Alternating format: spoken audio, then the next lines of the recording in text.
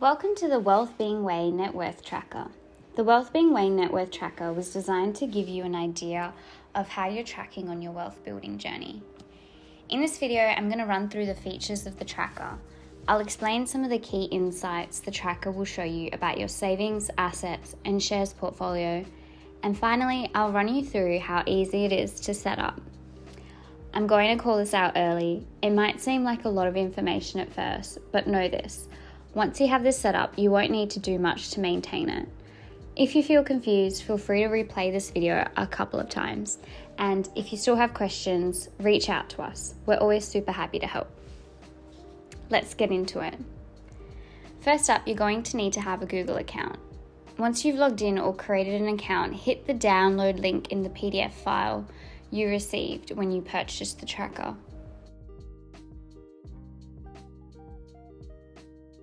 Once you've opened the link, select File and then make a copy.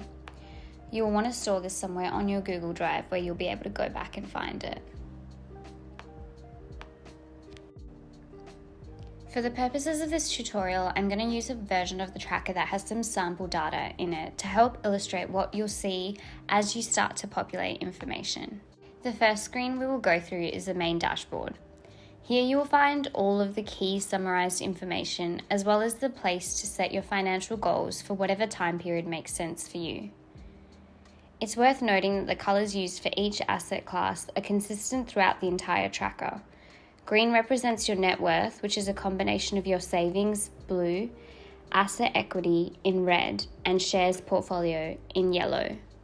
At the top of this screen, there is a graph. Each month, the tracker automatically takes a snapshot of the value of each of your asset classes and will add data points to this graph. Using these data points, the graph will also show you how each class is trending and will give you powerful insights on where you might need to focus in order to achieve your goals. To the right of the graph is a pie chart showing the total blend of asset classes. This is handy if you want to know where most of your wealth is sitting. It might also help you identify areas you want to grow in. Directly below the graph are your net worth and asset class values. All of these values are automatically populated based on the information you will provide on the other screens, and we'll get to that step shortly. Underneath the asset class values, there's a spot for you to enter in your goals. As an example, I'm going to enter some random values as goals under all the asset classes.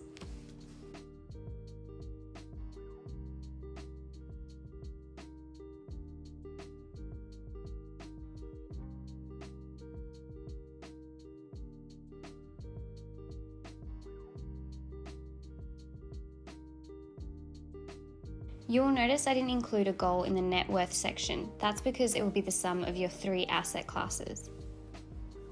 Once you have entered a goal value, it is important you enter a goal end date. As we all know, setting a time frame for your goals is important. Directly underneath the goal dates is the goal tip. The goal tip lets you know what you need to do to achieve your goals. By default, this will be on a monthly basis, but if you click the small arrow over here, you can set the goal tip all the way from daily to yearly. Finally, below all of this are progress bars, and who doesn't love a good progress bar? Back over on the right hand side, we can see some powerful insights that the tracker can provide regarding your shares portfolio. The shares overall ROI signifies the return on your investment. The top figure is a percentage determined by your total profit or loss divided by the total investment. The bottom smaller value is your profit or loss amount. To the right of this is where it gets really interesting, as the tracker is able to calculate your yearly return on investment, or in other words, your portfolio's growth rate. This information is valuable as it can help you compare the different investment options available to you. For example, comparing to bank interest returns and other investment opportunities. Moving to the right again, you will see your average annual dividends. Underneath all of this is a table showing you your top 5 shares in order of return on investment by percentage. Lucky last for this screen in the bottom right in orange is some information on your spending. This will include any spend you have on loans, but will exclude any money you spend on shares. With some quick maths, this value is converted into a yearly figure. Great, now that we've covered the dashboard overview, let's move on to the setup section. Setting up your tracker. I'm going to jump back to the blank copy of the tracker for this part. Let's start by selecting the net worth data screen. This is an easy one, so it won't take long. One important thing to note is that any field in white is for you to enter data into. Any box with a color is a locked cell and should not be edited as it may break the tracker. You will notice it will come up with a warning if you accidentally try to enter data into one of these boxes. The best course of action is to hit cancel in this instance. The first thing to enter is the day of the month you would like your snapshot date to take place. Keep in mind that this is just a guide, and if you do want to change your snapshot date, you will have to amend the trigger in your macro, but more on that later.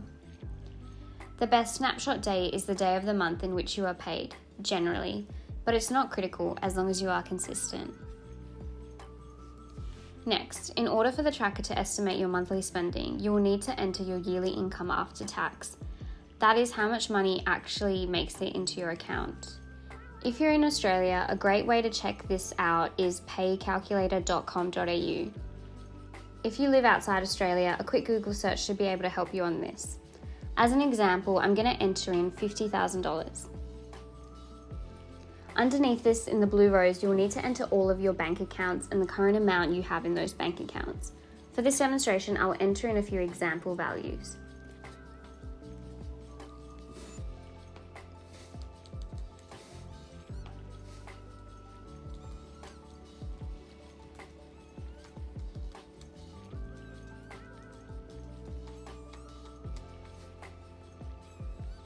These values will need to be updated monthly to ensure the graph on the tracker screen is as accurate as possible. Similar to the bank accounts, the asset and liability rows will need to be filled in as well. I'll also add some examples here as well.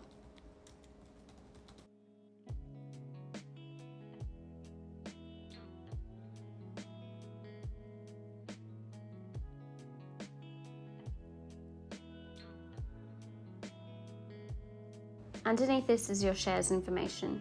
Don't stress about this yet, we'll get to that shortly. One of the cool things about this tracker is that it automatically takes a snapshot of your net worth over time and makes this visible to you. In order to set this up initially, we'll need to enable a few settings. Again, this is something you only need to do once and it will work automatically going forward.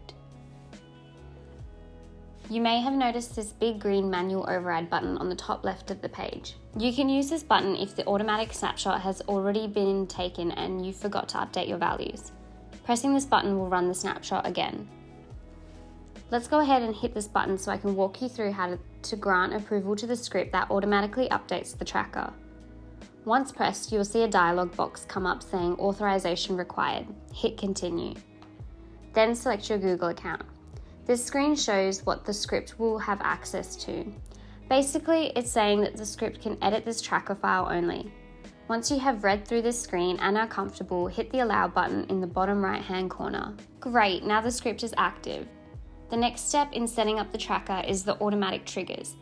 This is what makes the update script run automatically. In the top menu, select Tools, then select Script Editor. This will bring up the script that works in the background for you. Don't panic, you don't need to know how this works. Move your mouse to the alarm clock on the left hand side and hit Triggers.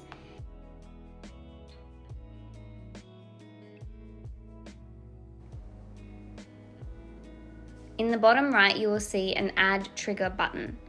Press this button. Then select Net Worth Snapshot.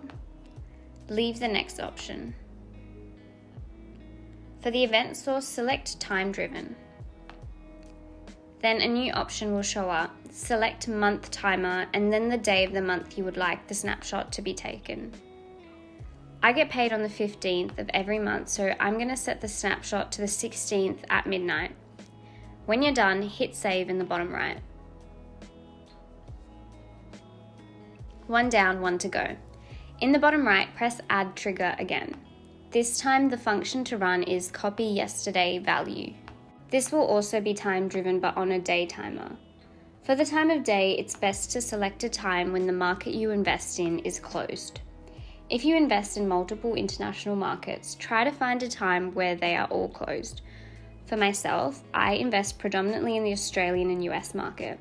A good time to set for this trigger is 6 a.m. Western Australian time, as I know both the ASX and NASDAQ are closed. Once complete, hit the save button in the bottom right. That's it, you're done for triggers. You can close this tab and close the tab with the script. That's the last time you should ever need to look at that. Now for the share component of the tracker. In the share summary sheet, you'll need to enter all of the unique shares that you own, but only once. Once entered on here, this will enable you to log share purchases, sales, dividend payouts, and reinvestments on the shares data page. Let's start with a worked example. Again, remember that we only need to populate the cells colored in white. First, select your preferred currency. This should be the currency used in your own country. If you trade in exchanges that use other currency, this tracker automatically converts it to your preferred currency. The first share I will enter as an example is Rio Tinto on the Australian Securities Exchange. Hit the drop down, select ASX, and then type Rio in the code column. You will notice this automatically populates a few columns to the right. Now select the native currency of the stock. As it is the ASX, this stock trades in the AUD. Now moving over to the shares data page, we will run through the 4 different types of entries that can occur to a stock that you may own.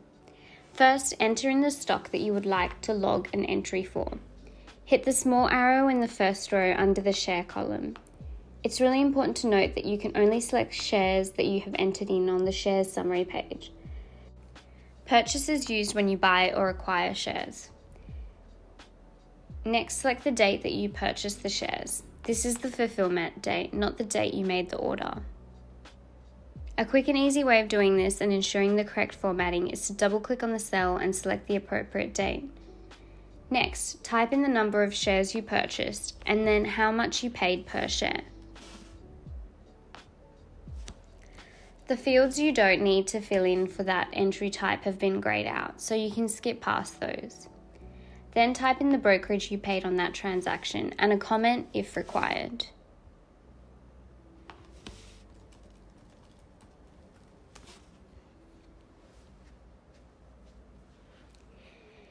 Dividend paid is used when a share provides you with a cash dividend into your account.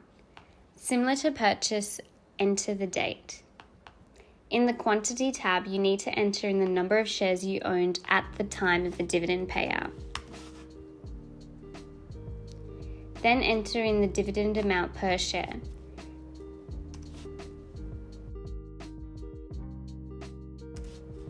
This should be found on your dividend statement. Reinvested is used when, instead of being paid a dividend, your dividend is reinvested. Again, enter the date and the number of shares owned before you allotted the reinvestment. Although it is a reinvestment, there will still be a dividend amount per share. This needs to be entered in. Finally, enter in the number of shares that were allotted to you. In some circumstances, this may be 0.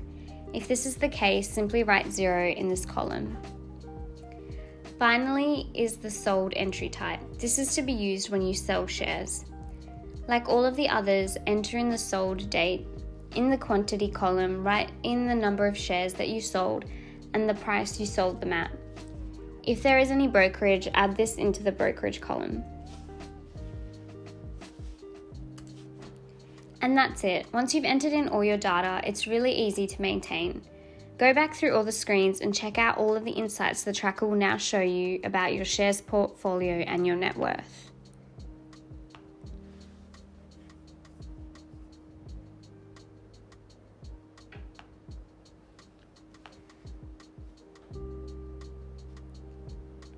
We really hope you enjoy this tracker. Shoot us a message if you have any questions or feedback, and we'd love to see how you're progressing with your own tracker.